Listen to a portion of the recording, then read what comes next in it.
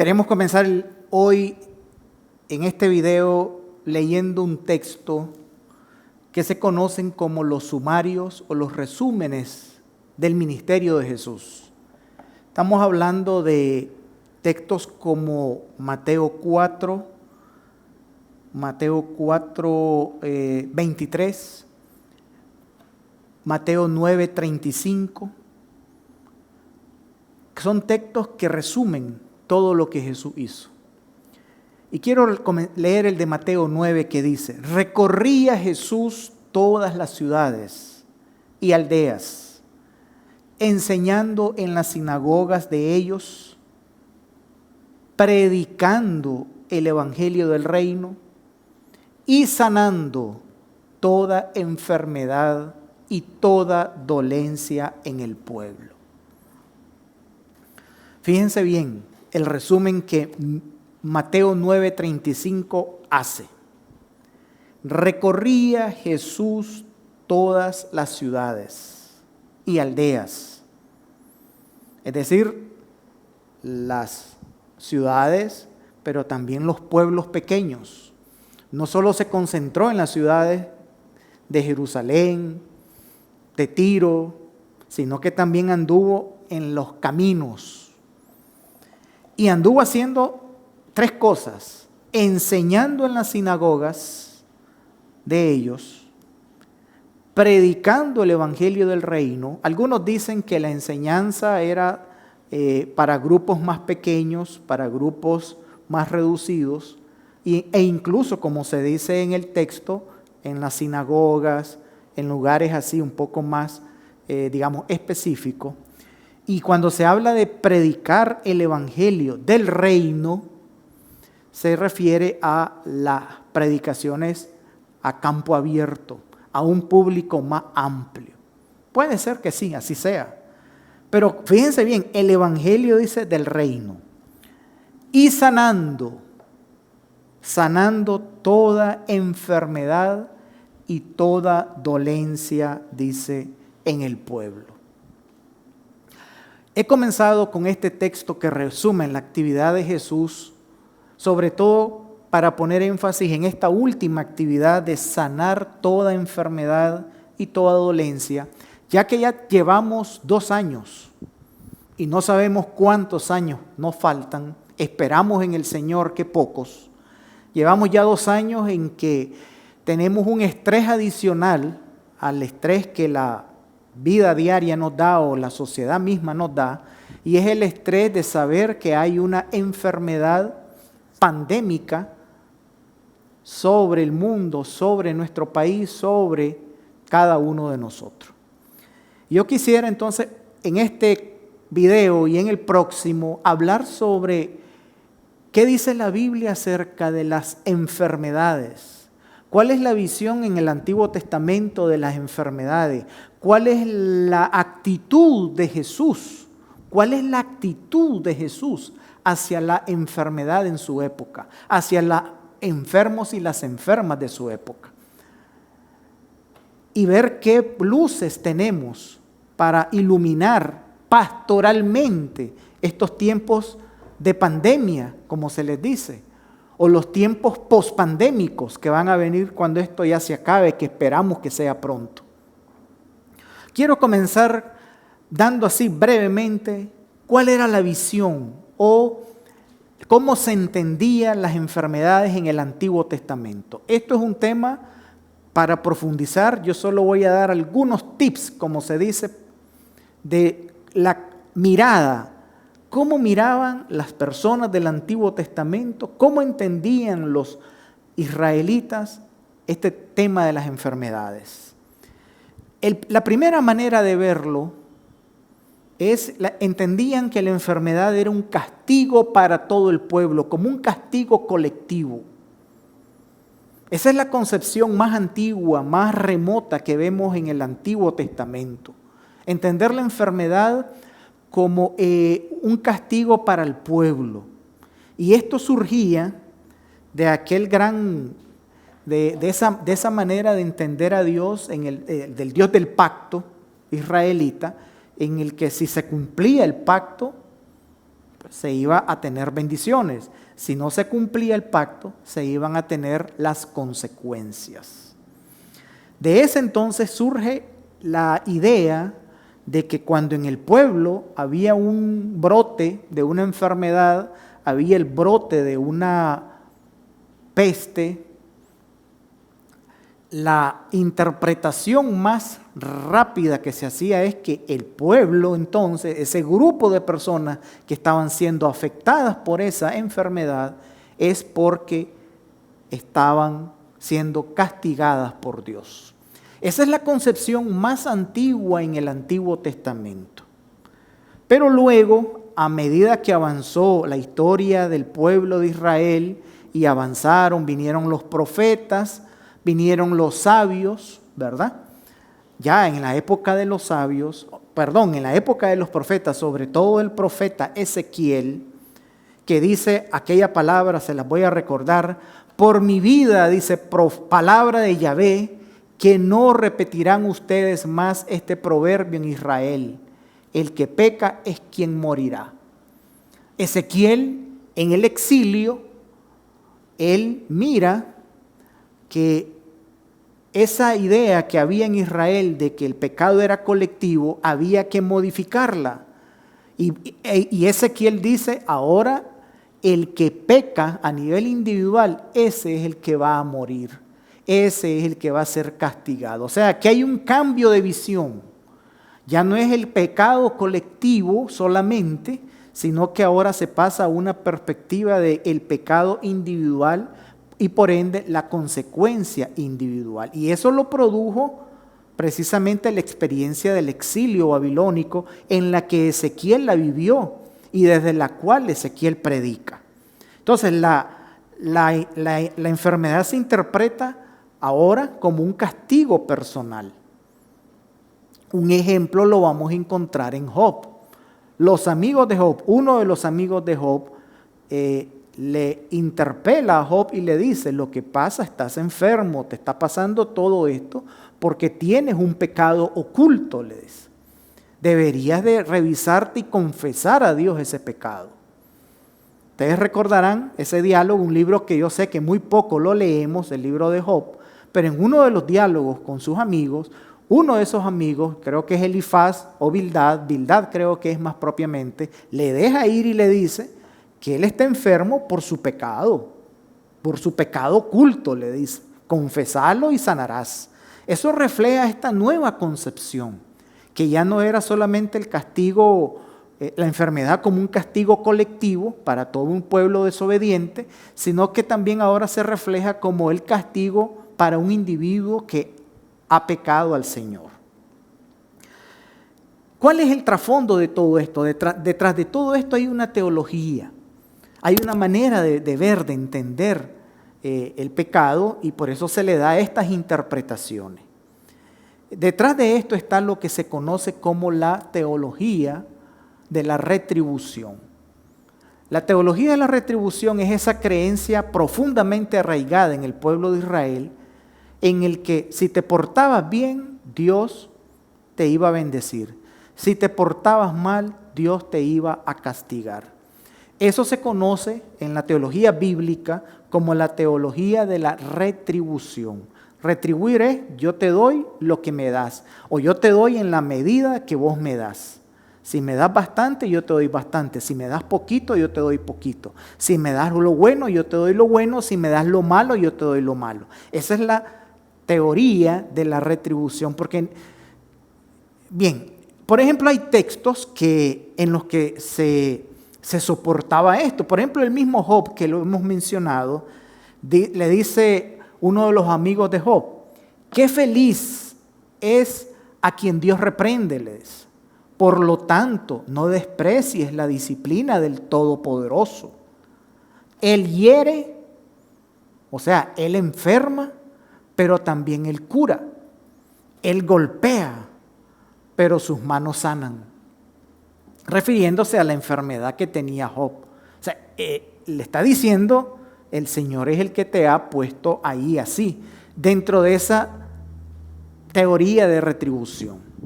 Hay otros textos todavía más claros. Por ejemplo, Levíticos 26 dice: si ustedes no me obedecen y ponen por obra todos estos mandamientos, sino que desprecian mis estatutos y aborrecen mis preceptos y dejan de poner por obra todos mis mandamientos, violando así mi pacto. Recuerden que la referencia sine qua non en el Antiguo Testamento era el pacto, la alianza, los términos de la alianza.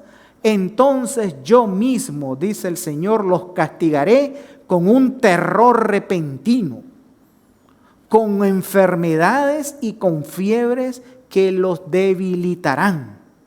Les harán perder la vista y acabarán con su vida. O sea, la teoría de la retribución en acción, como se dice. Y el israelita así funcionó una mayor parte del tiempo del Antiguo Testamento, porque hubo un quiebre de esa concepción, hubo un quiebre. Entonces, en general, para el israelita hubo un tiempo, un primer momento en el que Dios era el causante tanto de la sanidad como de la enfermedad, o al revés, tanto de la enfermedad como de la sanidad, la cual estaba en función de la obediencia o desobediencia del pueblo. Si obedecías, te mantenías sano; si desobedecías, podías llegar a enfermarte como una consecuencia de esa desobediencia. Fíjense, hermanos y hermanas, amigos y amigas, que en el día de hoy nosotros nos manejamos.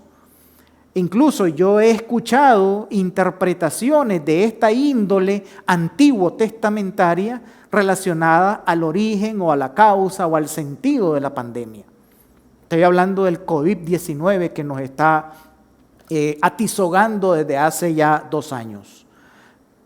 Es una interpretación que, digamos que es bíblica, pero es de las más antiguas y de las que incluso en algún momento van a ser modificadas. Por eso es que he sentido la necesidad de compartir con ustedes esto. Posteriormente, después del exilio en Israel, se deja de un lado esa concepción de que Dios es el que produce tanto la enfermedad como la sanidad, dependiendo de la obediencia o desobediencia del pueblo, y se introduce en la teología del Antiguo Testamento un elemento nuevo. Y es el elemento de que ahora se atribuye a la enfermedad un origen del mal, o sea, del maligno. Ya no es Dios quien la produce, sino que ahora la enfermedad en el ser humano, en el israelita, era producida por la presencia del mal. Pero eso fue una concepción que ya se desarrolló, dicen los especialistas, después del exilio, posterior al exilio, cuando ya estaba Israel con el imperio relacionado pues con la cultura persa, con la cultura helenista, ¿verdad? En ese momento. Y esa es la concepción. ¿Por qué estoy mencionando esto? Porque esa es la concepción que llega a nuestro Señor Jesucristo como el sanador. Decíamos al principio que Él sanaba, pero dentro del marco, para poder entender mejor la sanidad de Jesús, teníamos que haber abordado un poco brevemente, de manera de tips, cómo se entendía la enfermedad en el Antiguo Testamento. Entonces, cuando llegamos a Jesús, ya hay todo ese trasfondo. Por un lado, entender la enfermedad como castigo por el pecado, sea colectivo o sea individual. Por otro lado, entender también el pecado como una acción o una consecuencia de mi obediencia o desobediencia al pacto. Y en segundo lugar, ver el pecado también como un producto del mal, como una influencia del diablo, como una influencia de una fuerza, digamos, maligna.